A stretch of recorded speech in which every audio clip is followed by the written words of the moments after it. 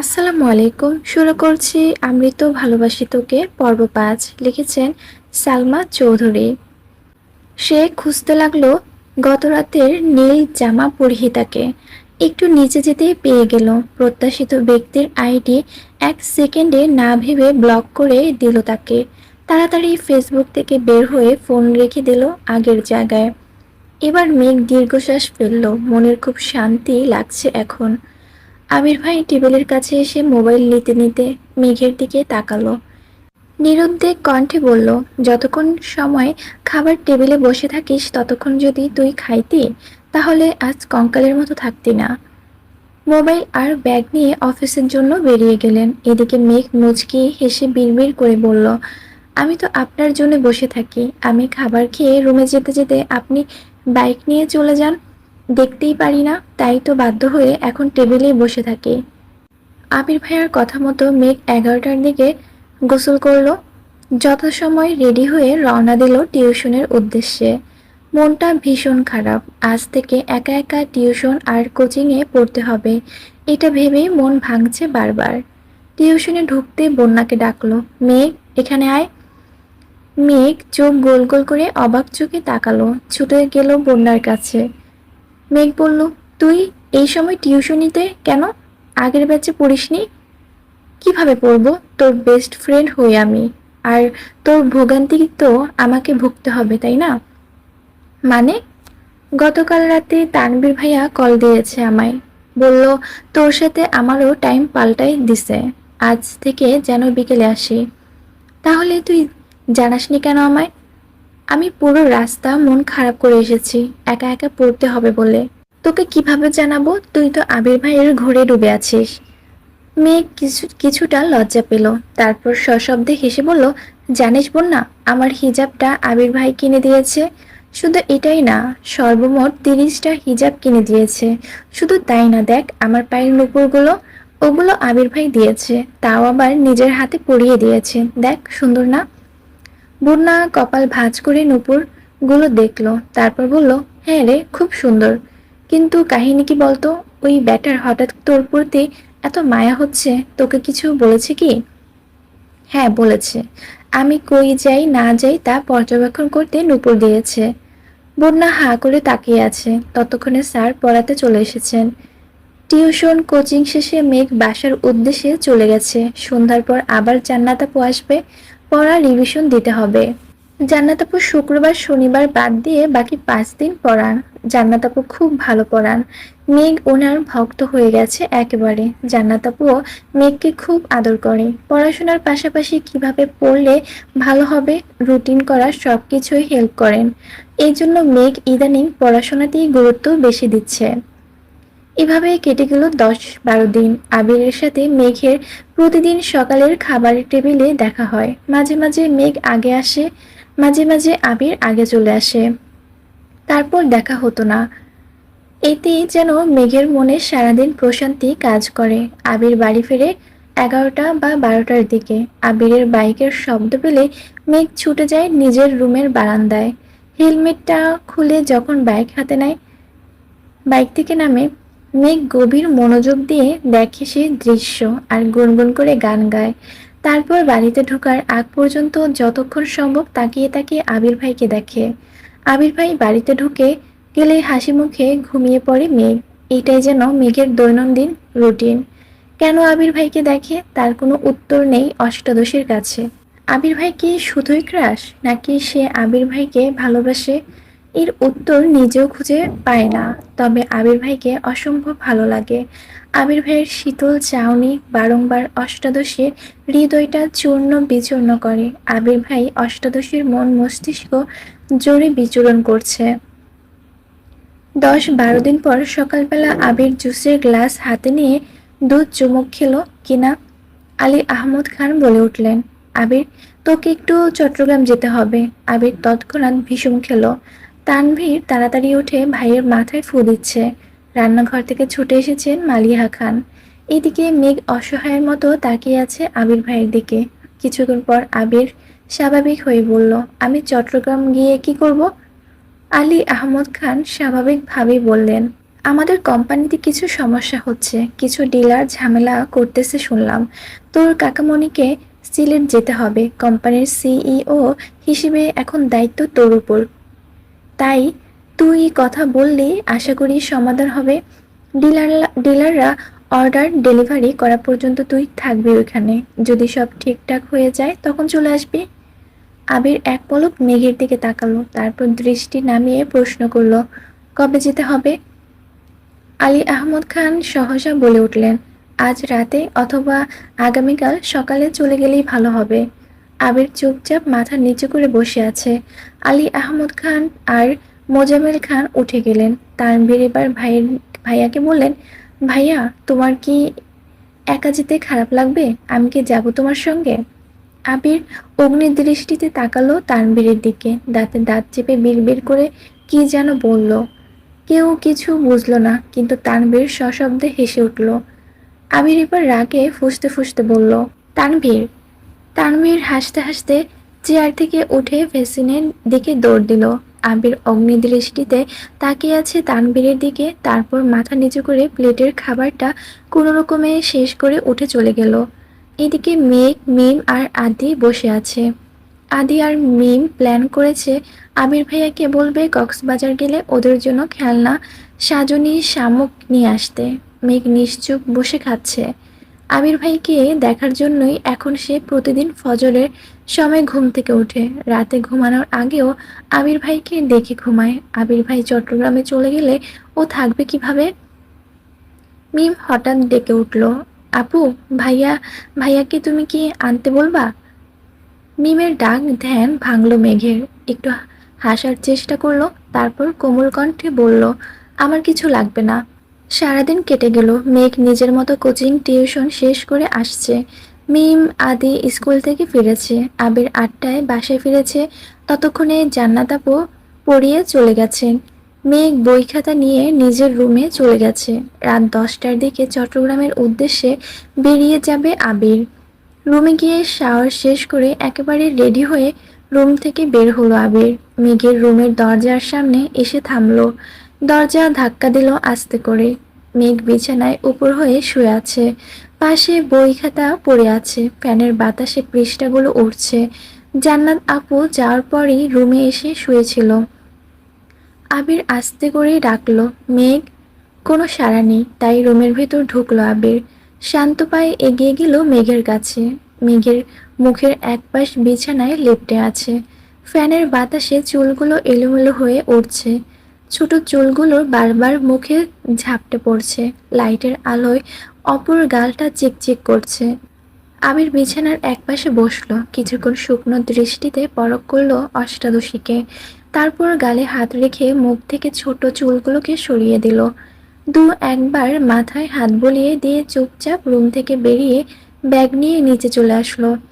মিম আর আদি খুব করে বলল, ভাইয়া, কক্সবাজারে যেও প্লিজ, চাটনি নিয়ে এসো, খেলনা শামুক আরো অনেক কিছু আবদার করলো ভাইয়ের কাছে। উত্তরে আবির শুধু বলল, সময় পেলে যাব। খেয়ে 10টা নাগাদ বেরিয়ে গেল আবির। ইকবাল খান আগামীকাল সকাল 8টায় সিলেট যাবেন।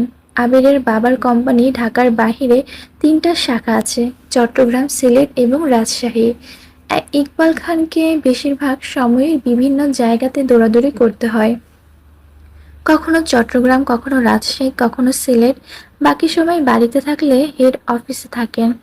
একই সাথে 2 শাখাতে যেতে হলে কখনো কখনো মোজাম্মেল খানকেও যেতে হয়। তবে আলী আহমদ খান এখন আর ঢাকার বাইরে যান না। আবির আসাতে উনি চাইছেন আবির সব দায়িত্ব বুঝে নেই। রাত 11টায় মেম এসে ডাকছে, আপু ওঠো, খাবে না? মেঘ ঘুম ঘুম চোখে তাকায় মিমের দিকে। মিম আবার বলে ওঠে, 11টা বাজে, তুমি কখন খাবে? আম্মু, বড় আম্মু সবাই বসে আছে তোমার জন্য। আমিও খাইনি, আসো। 11টা শুনেই মেঘের ঘুম উধাও হয়ে গেছে। সহসা মনটা খারাপ হলো। চিন্তিত সুরে বলল, আবির ভাই কি চলে গেছে? মিম হাসি মুখে বলছে, হ্যাঁ, ভাইয়া তো 10টার আগেই চলে গেছে। আমি আর আদি বলে দিয়েছি আমাদের জন্য খেলনা, গিফট, চাটনি নিয়ে আসতে। তোমার জন্য আনতে বলেছি। ভাইয়া বলেছে সময় পেলে যাবে কক্সবাজার। মেঘের মনটা চূর্ণ বিচূর্ণ হয়ে গেছে। মনে মনে ভাবছে, কেন যে শুইতে গেলাম? না ঘুমালে তো আবির ভাইকে দেখতে পারতাম। আমি ঘুমিয়েছিলাম তাতে কি? আবির ভাইকে আমায় বলে যেতে পারতো না? মিম আবার ডাকলো, আপু আসো খেতে। মেঘ কঠিন সুরে বলল, আমার খিদে নাই, খাবো না, তুই খেয়ে নে। ওদের বল খেয়ে নিতে, আমি ঘুমাবো। আর লাইটটা অফ করে দিয়ে যা। মিম মন খারাপ করে চুপচাপ লাইট অফ করে চলে গেল। এদিকে মেঘ ফুপিয়ে ফুপিয়ে কাঁদছে। কিছুক্ষণ পর নিজে নিজে ভাবছে, আমির ভাই তো আমি নিয়ে ভাবেই না। ভাবলে তো আমাকে ডেকে বলেই যেতেন। তাহলে আমি কেন ওনার জন্য কান্না করছি? আর কাঁদবো না আমি। কিছুক্ষণ পর থামলো। খুব খিদে পাচ্ছে, কিন্তু সে খাবে না। বড্ড অভিমান জমেছে বুকে। এভাবেই ঘুমিয়ে পড়ল আবার। ভোরবেলাও উঠল না মেঘ। ৮টার উপরে বাজে, খাবার টেবিলেও আসেনি। বাধ্য হয়ে মোজাম্মেল খান নিজে গেলেন মেয়েকে ডাকবে। মেঘ তখনও ঘুমে। আব্বুর ডাকে ঘুম ভাঙল মেঘের। ১০ মিনিটের মধ্যে ফ্রেশ হয়ে নিচে আসলো। আবার টেবিলে আবির ভাই নেই দেখে মনটা খারাপ হলো। কাকামণিও সকাল সকাল সিলেটের উদ্দেশ্যে রওনা দিয়েছেন। চুপচাপ খেতে বসলো মেঘ, কিন্তু গলা দিয়ে খাবার নামছে না। কোনো রকমে অল্প কিছু খেয়ে উঠে পড়লো। রুমে গিয়ে পড়ার চেষ্টা করলো, কিন্তু পড়া মাথায় দিয়ে ঢুকছে না। মাথায় শুধু আবির ভাই ঘুরছে। আবির ভাই কেন বলে গেল না? এখন আবির ভাই কোথায় কোথায় আছেন? খেয়েছেন কি? এসব চিন্তায় ব্যস্ত হলো। একটু পর পর ডাটা অন করে ফেসবুকে ঢুকছে, কিন্তু আবির ভাই নেটে নাই। কোনো আপডেটও নাই। ১০ মিনিট পর পর মেঘ ফেসবুক চেক করছে, কিন্তু তাতে কোনো লাভ হচ্ছে না। সারাদিন গেল, এই পড়তে বসছে, এই আবার ফোন চেক করছে। বিকাল নাগাদ কোনো খবর না পাওয়াতে মন খারাপ করে ঘুমিয়ে পড়ল। আবির চট্টগ্রামে এসে অফিসের কাজে ব্যস্ত হয়ে পড়েছে। বাসা থেকে আবিরের আম্মু কল দিয়ে খোঁজ নিয়েছে ছেলের। এছাড়া মোজাম্মেল খানও কাজের জন্য কয়েকবার দিয়েছেন আবিরকে। দেখতে দেখতে ৩ দিন হয়ে গেল আবিরের চট্টগ্রামে আসা। সাথে অফিসের ঝামেলা, সারাদিন এক মুহূর্ত রেস্ট নিতে পারে না। অফিসে কাজের ফাঁকে একবার বাসায় কল করে। আম্মু, মামুনি, তানভীরের সাথে কথা হয়। মিম আর আদি এক কথায়, ভাইয়া কক্সবাজারে যেও প্লিজ, আমাদের জিনিসগুলো নিয়ে এসো। কিন্তু মেঘ যেন নিখোঁজ। আবির বিদেশে থাকাকালীন তানভীর বাসায় না থাকলে যে মেয়ে একা সারা বাড়ি মাতিয়ে রাখত, এখন আবির চট্টগ্রাম। তানভীর সকালে বের হয়ে পার্টি অফিসে আর ফেরে ১০টার দিকে।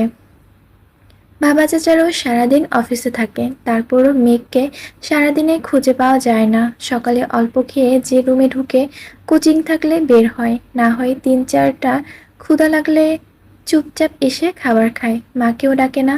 জান্নাত আপু এসে পড়িয়ে গেলে মেঘ অল্প খেয়ে আবার রুমে চলে যায়। মনমরা হয়ে থাকে সব সময়। আবিরের অফিসে ঝামেলা মোটামুটি মিটেছে। ডিলার প্রোডাক্ট ডেলিভারি দেয়া পর্যন্ত অপেক্ষা করতে হবে। ২ দিন ফ্রি থাকাতে মিম আর আদির কথা মনে করে কক্সবাজারে গেল। এর আগে কখনো কক্সবাজারে যায়নি আবির। এটাই জীবনের প্রথমবার। হোটেলের রুম নিয়েছে। ফ্রেশ হয়ে বের হতে হতে বিকেল হয়ে গেছে। সমুদ্র সৈকতে দাঁড়িয়ে আছে আবির। প্রাকৃতিক সৌন্দর্যের স্পষ্ট রূপ দিয়ে সজ্জিত বিশ্বের দীর্ঘতম সমুদ্র সৈকত কক্সবাজার। কক্সবাজারের সূর্যাস্তের ছবি প্রায় সবাই স্মৃতি হিসেবে রেখেছেন নিজের মোবাইল ফোন বা প্রতিটা বাড়ির দেয়ালে। আবির সমুদ্রের ঢেউয়ের সঙ্গে গোধূলিবেলার সূর্যাস্ত দেখে বিমোহিত। অসংখ্য প্রাপ্তি, ক্লান্তি, হতাশা বিকীর্ণ হয়ে আছে আবিরের মনে। সমুদ্রের পানিতে অস্তমিত সূর্যের অপরূপ দৃশ্য উপভোগ করছে। কিছুক্ষণ পর আবিরের ফোনে কল আসে। পকেট থেকে ফোন বের করে দেখে তানভীরের কল। রিসিভ করে। তানভীর বলে, আসসালামু আলাইকুম ভাইয়া। ওয়ালাইকুম আসসালাম। কোথায় আছো? কক্সবাজারে আসছি আজ। কেন? একটু দরকার ছিল, বল। তানভীর বলল, এমপির মেয়ে নাকি তোমায় রিকোয়েস্ট দিয়েছিল, তুমি নাকি তাকে ব্লক করে দিয়েছো। আজ এমপির বাসায় গিয়েছিলাম। মেয়ে তো তোমার কথা জিজ্ঞেস করতেছে আমায়। তুই কি বলেছিস? প্রথমে তো এমনিতেই বোঝানোর চেষ্টা করেছি, কিন্তু মানতেছে না, তাই বাধ্য হয়ে বলেছি তুমি আরেকজনকে পছন্দ করো, তার সাথে তোমার বিয়ে ঠিক। আচ্ছা ঠিক আছে। কিন্তু একটা সমস্যা আছে ভাইয়া। আবার কি সমস্যা? এমপির মেয়ে যদি এমপিকে বলে আর উনি যদি আমায় জিজ্ঞেস করে তখন আমি কি বলবো? যদি মেয়ের কথা জিজ্ঞেস করে তখন কি বলবো? প্রথমত এমপি কোনো সময় এসব বিষয় নিয়ে মাথা ঘামান না। আর যদি শুনে ছেলের অন্য কাউকে পছন্দ করে তাহলে আরও কিছু বলবে না। তারপরও যদি জিজ্ঞেস করে তখন কি বলবো? বলবি তোর বোনের সাথে বিয়ে ঠিক। তারপর তারপর আবার কি? বাকিটা আমি সামলে নেব। যদি ফোর্স করে? আবির একটু গম্ভীর কণ্ঠে বলল, বেকুবের মতো কথা বলিস না তানবীর। এমপির মেয়ে হোক আর মন্ত্রীর মেয়ে, তার জন্য কি তুই নিজের ভালোবাসা কোরবান করবি নাকি আজও? তানভীর আর কথা বাড়ালো না। আচ্ছা ভাইয়া, এখন রাখি তাহলে। আল্লাহ হাফেজ। আবির বলে দিল, আল্লাহ হাফেজ।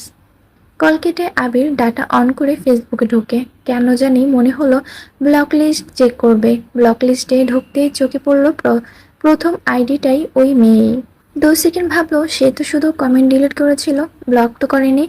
এটা যে মেঘের কাজ তা বুঝতে বেশিক্ষণ সময় লাগলো না। কিন্তু মেঘ ফোন পেল কোথায়?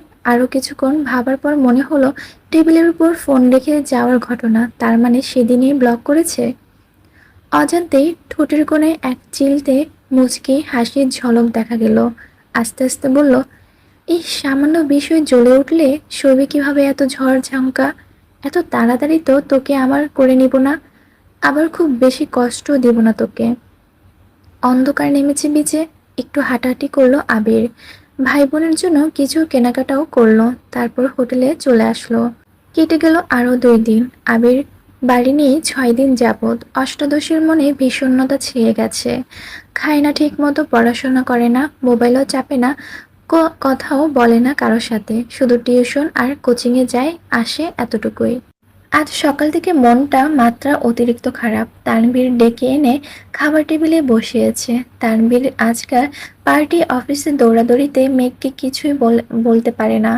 মেঘকে এখন আর আগের মতো বকেও না। মেঘ যেমন পাল্টে গেছে তেমনি তানভীরও পাল্টে গেছে। মেঘ খাবার টেবিলে বসে কোনো কথা না বলেই অল্প খাবার খেলো। তানভীর মোজাম্মেল খানকে প্রশ্ন করলো, আব্বু ভাইয়া কবে ফিরবে? মোজাম্মেল খান যথারীতি জবাব দিলেন, কাজ শেষ হলে ফিরবে। কাজ এখনো শেষ হয়নি। মেঘের হৃদয়ে রক্তক্ষরণ হচ্ছে। কয়েকটা দিনেই আবির ভাইয়ের শূন্যতা খুব করে ভোগাচ্ছে অষ্টাদশীকে। টিউশন শেষ করে কোচিংয়ে গেল 2 বান্ধবী একসাথে। বন্যা বারবার জিজ্ঞেস করছে, কি হয়েছে তোর? মেঘ শুধু মাথা নাড়ছে, একটা কথাও বলছে না। একটা ক্লাস শেষ হয়েছে। স্যার বেরিয়ে যাওয়ার মাত্রই উল্টে কান্না শুরু করলো মেঘ। প্রথম দিকে ফুপিয়ে ফুপিয়ে কাঁদলো, নিজেকে বেশিক্ষণ কন্ট্রোল করতে পারল না। কান্নার মাত্রা বেড়ে গেছে, শ্বাস নিতে পারছে না। মেঘের এই অবস্থা দেখে আঁতকে ওঠেন বন্যা। মেঘকে নিয়ে ওয়েটিং রুমে চলে যায়। ওখানে যাওয়াতে বাঁধভাঙা কান্না শুরু হয় মেঘের। বন্যা কোনোভাবেই শান্ত করতে পারছে না। 10-15 মিনিট স্থির হয় এই কান্না। তারপর কিছুটা থেমেছে। এখন জোরে জোরে শ্বাস ছাড়ছে। একটু কাঁদলেই মেঘের শ্বাসকষ্ট শুরু হয়। বন্যা মাথায় হাত বুলাতে বুলাতে শান্ত কণ্ঠে বলল, কি হয়েছে তোর? এভাবে কান্না করছিস কেন? মেঘ ফুপিয়ে ফুপিয়ে উত্তর দিল, আমার খুব কান্না পাচ্ছে। বন্যা ভ্রুকুঁচকে বলল, কান্না পাচ্ছে? তা তো দেখতেই পাচ্ছি, কিন্তু কেন কান্না পাচ্ছে সেটা বল। মেঘের গম্ভীর জবাব, জানি না। বন্যা নিজেকে কন্ট্রোল করে আবার প্রশ্ন করলো, রেজাল্ট নিয়ে চিন্তা করছিস, নাকি চান্স পাওয়া নিয়ে, নাকি বাসায় কেউ বকেছে তোকে? আবারও কাঁদছে মেঘ। কাঁদতে কাঁদতেই বলল, আমি আমির ভাইকে খুব মিস করছি বন্যা। উনি ফেসবুকেও আসে না। আমি ওনাকে না দেখে, ওনার কথা না শুনে আর থাকতে পারছি না। বন্যা এবার অবুঝ বাচ্চার মতো হাসলো। তারপর বলল, মিস করছিস তো কল দে। মেঘ কাঁদতে কাঁদতেই বলল, উনি কি আমার সাথে কথা বলবেন? বন্যা এবার সশব্দে হাসলো। উনি কথা বলবেন কি বলবেন না এসব যদি তুই ভাবিস তাহলে উনি কি ভাববেন? মেঘ এবার মুখ তুলে তাকালো বন্যার দিকে। বন্যা এবার হাসতে হাসতে বলল, বেবি তুমি তো আবির ভাইয়ার প্রেমে হাবুডুবু খাচ্ছ। সাবধান বান্ধবী, ডুবে যেও না। সামনে কিন্তু ভর্তি পরীক্ষা। আমি আবির ভাইকে ভালোবাসি। এতটুকু বলেই থেমে গেল। নাটা বলার খুব চেষ্টা করলো কিন্তু পারল না। বন্যা মেঘকে ঠান্ডা মাথায় বেশ কিছুক্ষণ বোঝালো। মেঘ শান্ত হয়ে বসে আছে। বন্যা বলল, তুই তাহলে বাসায় চলে যা, ক্লাস করতে হবে না, ফোন দে, আমি ড্রাইভার আঙ্কেলকে কল দিচ্ছি। তারপর মেঘকে গাড়িতে দিয়ে বন্যা এসে ক্লাসটা শেষ করলো। মেঘ বাসায় ফ্রেশ হয়ে ছুটে গেল মায়ের রুমে। হালিমা খান ঘুমাচ্ছিলেন। মেঘ মায়ের হাতের উপর মাথা রেখে মাকে জড়িয়ে ধরে শুয়ে পড়েছে। হালিমা খান ঘুমের মধ্যেই একবার চোখ খুলে দেখলেন মেঘকে। দেখে মেঘের পিঠ বরাবর জড়িয়ে ধরে ঘুমিয়ে পড়লেন পুনরায়। অনেকক্ষণ কান্না করায় মেঘও ক্লান্ত ছিল, সেও মাকে জড়িয়ে ধরে ঘুমিয়ে পড়েছিল। বেশ কিছুক্ষণ পর মেঘের ঘুম ভাঙে। ততক্ষণে হালিমা খান সজাগ হয়ে গেছেন, শুয়ে শুয়ে মেয়ের মাথায় হাত বুলিয়ে দিচ্ছেন। মেঘ সচরাচর মায়ের কাছে শুতে আসে না, যখন খুব বেশি মন খারাপ থাকে তখনই আসে। মেঘের ঘুম ভাঙতেই হালিমা খান বললেন, তোর কি শরীর খারাপ মা? মেঘ মাথা নেড়ে না করলো। হালিমা খান পুনরায় বললেন, রেজাল্ট নিয়ে চিন্তা করছিস? মেঘ আবারও মাথা নেড়ে না করলো। মেঘ এবার মাকে শক্ত করে জড়িয়ে ধরে বলল, আম্মু, আবির ভাই কবে আসবে? মেয়ের প্রশ্নে হালিমা খান মুচকি হাসলেন আর বললেন, কেন, ভাইয়ের জন্য পেট পুড়ছে? মেঘ মনে মনে বলল, পেটের সাথে মনটাও পড়ছে আম্মু। মেঘকে নীরব দেখে হালিমা খান বললেন, দুপুরে তো কথা হলো, বলল আরো 2-4 দিন লাগতে পারে। কথা হয়েছে শুনে সহসা মেঘের মনটা খারাপ হলো। নিজেকে সামলে বলল, আম্মু, আবির ভাইকে কল দাও না প্লিজ। বিকেলেই তো কথা হলো, এখন আবার কল দিয়ে কি করব? ছেলেটা মনে হয় ব্যস্ত। আম্মু প্লিজ দাও না। হালিমা খান নিজের ফোন হাতে নিয়ে কল দিল আবিরকে। লাউড স্পিকারে দিয়েছেন, কয়েকবার রিং হতেই রিসিভ হলো। আসসালামু আলাইকুম মামুনি। আবির ভাইয়ের কণ্ঠ শুনে মেঘের বক্ষ স্পন্দন জোরালো হলো। ওয়ালাইকুম আসসালাম। ব্যস্ত আছিস বাবা? হ্যাঁ কিছুটা। কেন? মেঘ একটু কথা বলবে তোর সাথে। ঠিক আছে, দাও। হালিমা খান মেঘের দিকে ফোন এগিয়ে দিলেন। মেঘ কাঁপা কাঁপা হাতে ফোন নিল, সঙ্গে সঙ্গে লাউড স্পিকার অফ করে দিল। মেঘ ধীর কণ্ঠে বলল, হ্যালো। আবির ততক্ষণাৎ রেগেমেগে বলল, হ্যালো কিরে? প্রথমে কল দিয়ে সালাম দিতে হয়, এটাও জানিস না? আবিরের ধমকে চুপসে গেল মুখটা। আস্তে ধীরে বলল, আসসালামু আলাইকুম। আবির গম্ভীর কণ্ঠে উত্তর দিল, ওয়ালাইকুম আসসালাম। মেঘ এবার কাঁপা কাঁপা গলায় বলল, কেমন আছেন আবির ভাই? আবির কিছুটা স্বাভাবিক হয়ে বলল, আলহামদুলিল্লাহ ভালো, তুই কেমন আছিস? মেঘ দীর্ঘশ্বাস ফেলে উত্তর দিল, আলহামদুলিল্লাহ। দুজনেই কয়েক সেকেন্ড নীরবতা পালন করলো। আবির নীরবতা ভেঙে রাশ ভারী কণ্ঠে শুধালো, তোর ফোন দিয়ে কল দিতে পারিস না? মামুনির ফোন থেকে কল দিতে হলো কেন? মুখের উপর মেঘ বলে ফেলল, আপনার নাম্বার নাই আমার কাছে।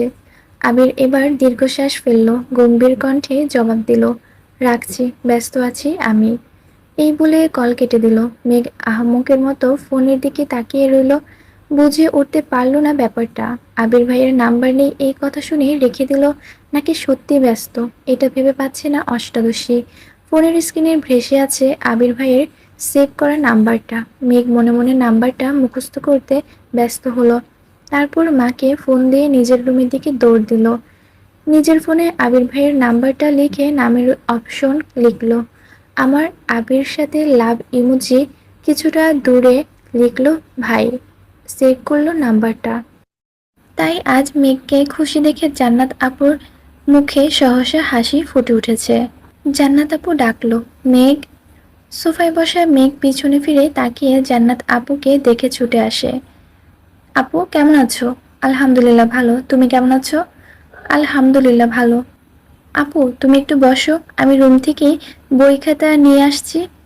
বলে সিঁড়ি দিয়ে ছুটছে রুমের দিকে। জান্নাত হাস্যজ্জ্বল মুখে তাকিয়ে আছে মেঘের দিকে।